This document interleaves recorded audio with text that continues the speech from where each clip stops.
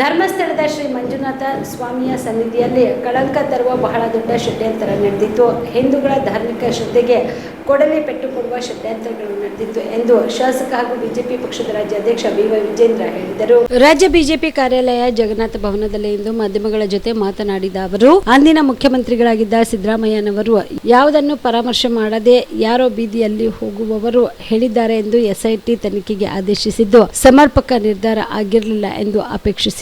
ಧರ್ಮಸ್ಥಳದ ಪ್ರಕರಣದಲ್ಲಿ ಸಾಕಷ್ಟು ವಿಷಯಗಳು ಈಗ ಬೆಳಕಿಗೆ ಬಂದಿವೆ. ಹಿಂದೆ ಸಿದ್ದರಾಮಯ್ಯನವರು ಮುಖ್ಯಮಂತ್ರಿಗಳಾಗಿದ್ದಾಗ ಏಕಾಏಕಿ ಎಸ್ಐಟಿ ತನಿಖೆಗೆ ಆದೇಶಿಸಿದಾಗ ಸಾಕಷ್ಟು ಅನುಮಾನಗಳಿಗೆ ಎಡೆ ಮಾಡಿಕೊಟ್ಟಿತು ಎಂದು ಹೇಳಿದರು. ಸಾಕಷ್ಟು ವಿಷಯಗಳು ಈಗ ಬೆಳಕಿಗೆ ಬಂದಿರುವಂಥದ್ದು. ಹಿಂದೆ ಸಿದ್ದರಾಮಯ್ಯನವರು ಮುಖ್ಯಮಂತ್ರಿಗಳಾಗಿದ್ದಾಗಲೇ ಏಕಾಏಕಿ ಎಸ್ಐಟಿಗೆ ಆದೇಶ ಮಾಡಿದಾಗಲೇ ಸಾಕಷ್ಟು ಅನುಮಾನಗಳಿಗೂ ಕೂಡ ಎಡೆ ಮಾಡಿಕೊಟ್ಟಿತ್ತು. ಯಾಕೆಂದರೆ ಅಂದಿನ ಮುಖ್ಯಮಂತ್ರಿಗಳು ಒಂದಿನ ಮುಂಚಿತವಾಗಿ ಹೇಳ್ತಾರೆ ಯಾವುದೇ ತನಿಖೆ ಅವಶ್ಯಕತೆ ಇಲ್ಲ ಅಂತೇಳಿ.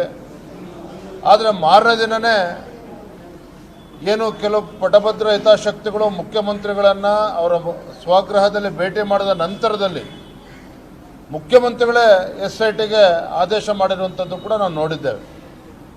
ಇದು ಮೇಲ್ನೋಟಕ್ಕೆ ಗೊತ್ತಾಗ್ತದೆ. ನಾವು ಅವತ್ತು ಕೂಡ ನಾವು ಹೇಳಿದ್ವಿ, ಭಾರತೀಯ ಜನತಾ ಪಾರ್ಟಿ ಧರ್ಮಸ್ಥಳ ಚಲೋ ಒಂದು ಬೃಹತ್ ಪ್ರತಿಭಟನೆಯನ್ನು ಕೂಡ ನಾವು ಹಮ್ಮಿಕೊಂಡಿದ್ವಿ. ಇದು ಬಹಳ ದೊಡ್ಡ ಷಡ್ಯಂತ್ರ. ಧರ್ಮಸ್ಥಳ ಮಂಜುನಾಥೇಶ್ವರನ ಸನ್ನಿಧಿಯಲ್ಲಿ ಒಂದು ಕಳಂಕ ತರುವಂಥ ಒಂದು ಷಡ್ಯಂತ್ರ ನಡೆದಿತ್ತು. ಹಿಂದೂಗಳ ಒಂದು ಧಾರ್ಮಿಕ ಶ್ರದ್ಧೆಗೆ ಒಂದು ಕೊಡಲಿ ಪೆಟ್ಟನ್ನು ಕೊಡ್ತಕ್ಕಂಥ ಷಡ್ಯಂತ್ರ ನಡೆದಿತ್ತು. ಆದರೆ ದುರಂತ ಏನಪ್ಪ ಅಂತ ಹೇಳಿದ್ರೆ, ಅಂದಿನ ಮುಖ್ಯಮಂತ್ರಿಗಳು ಸಿದ್ದರಾಮಯ್ಯನವರು ಇದ್ಯಾವುದನ್ನು ಕೂಡ ಪರಾಮರ್ಶೆ ಮಾಡ್ದೇನೆ ಯಾರೋ ಬೀದಿಲಿ ಹೋಗೋರು ಬಂದು ಹೇಳಿದ್ರು ಅಂತೇಳಿದನ್ನು ಎಸ್ಐಟಿ ಆದೇಶ ಮಾಡಿದಂತೆ ಸರಿಯಾದ ನಿರ್ಧಾರ ಆಗಿರಲಿಲ್ಲ ಅಂದಿನ ಕಾಂಗ್ರೆಸ್ ಸರ್ಕಾರದ್ದು. ಈಗ ಗೊತ್ತಾಗ್ತದೆ ಯಾವ ರೀತಿ 100 ಕೋಟಿ ಇದರಲ್ಲಿ ಇನ್ವಾಲ್ವ್ ಆಗಿದೆ, 100 ಕೋಟಿ ಇದರಲ್ಲಿ ತೊಡಗಿಸ್ಕೊಳ್ತಾರೆ ಅಂತ ಹೇಳಿದ್ರೆ ಈ ವಿದೇಶಿ ಶಕ್ತಿಗಳ ಕೈವಾಡವು ಇದ್ರದ್ದು ಎಷ್ಟಿದೆ ಅನ್ನೋದು ಕೂಡ ತನಿಖೆ ಆಗಬೇಕಾಗ್ತದೆ. ಆದರೆ ನಮಗೆ ನೋವು ತಂದಿರುವಂಥದ್ದು, ಕಾಂಗ್ರೆಸ್ ಸರ್ಕಾರ ಇಂಥ ಷಡ್ಯಂತ್ರಗಳಿಗೆ ಶಕ್ತಿ ತುಂಬುವಂಥ ಕೆಲಸ ಮಾಡಿದ್ರಲ್ಲ, ಇದು ನಾಡಿನ ದುರಂತ. ಇದು ಅದು ಇವೆಲ್ಲವೂ ಕೂಡ ಯಾರ್ಯಾರು ಇದರಿಂದ ಇದ್ದರು, ಯಾರ್ಯಾರು ಇದಕ್ಕೆ ಹಣ ಬಂಡವಾಳವನ್ನು ಹಾಕಿದ್ರು, ಯಾಕೆ ಅಂದಿನ ಮುಖ್ಯಮಂತ್ರಿಗಳು ಕಣ್ಮುಚ್ಕೊಂಡಿದ್ದಕ್ಕೆ ಎಸ್ಐಟಿ ಕೊಟ್ಟರು, ಇವೆಲ್ಲವೂ ಕೂಡ ಸತ್ಯಾಸತ್ಯತೆ ಹೊರಗೆ ಬರಬೇಕು ಅನ್ನೋದು ನಾಡಿನ ಜನರ, ಹಿಂದೂಗಳ ಒಂದು ಅಪೇಕ್ಷೆ.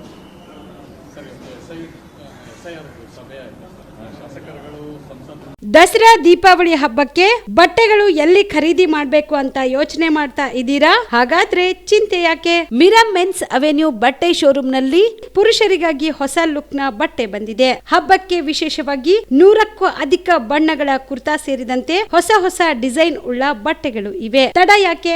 ಬಟ್ಟೆ ಖರೀದಿಗೆ ಹಿಂದೆ ಬನ್ನಿ.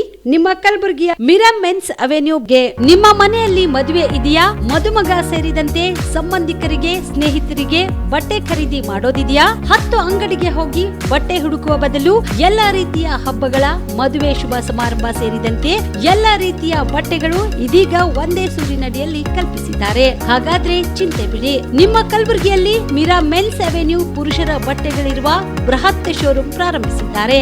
ಇಲ್ಲಿ Manyavar, Blackberry, Jack and Jones, Rare Rabbit, Spykar, Indian Terrain, Arrow, Mufti, US Polo ಸೇರಿದಂತೆ ಎಲ್ಲಾ ರೀತಿಯ ಬ್ರಾಂಡೆಡ್ ಬಟ್ಟೆಗಳು ಇಲ್ಲಿ ಲಭ್ಯ.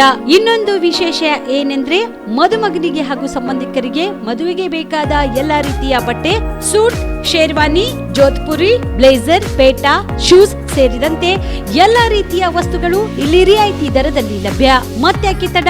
ಹಿಂದೆ ಭೇಟಿ ನೀಡಿ. ಕಲ್ಯಾಣ ಕರ್ನಾಟಕದ ಬೃಹತ್ ಬಟ್ಟೆ showroom Mira men's avenue, Lahoti petrol bunk ಮುಂಭಾಗ, ತಿಮ್ಮಾಪುರಿಗೆ ಹೋಗುವ ರಸ್ತೆ, ಕಲಬುರಗಿ. ಹೆಚ್ಚಿನ ಮಾಹಿತಿಗಾಗಿ ಸಂಪರ್ಕಿಸಿ 9916745499.